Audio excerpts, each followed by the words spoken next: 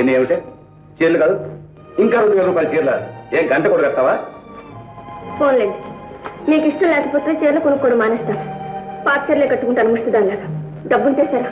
సుఖానికి నోచుకోవద్దు. శారదా, నీ సుఖం నీ పిల్లల సుఖం అంటే నాకు ఇంకేం కావాలి చెప్పు.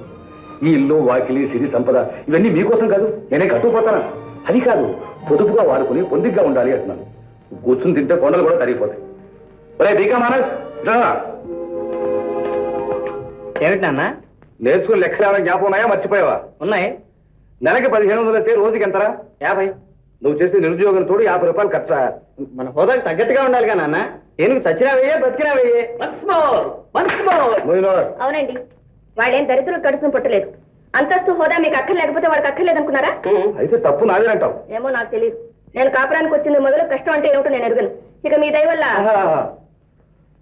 ఇక మీరెవరు ఏమీ కష్టపడవలసిన అవసరం లేదు.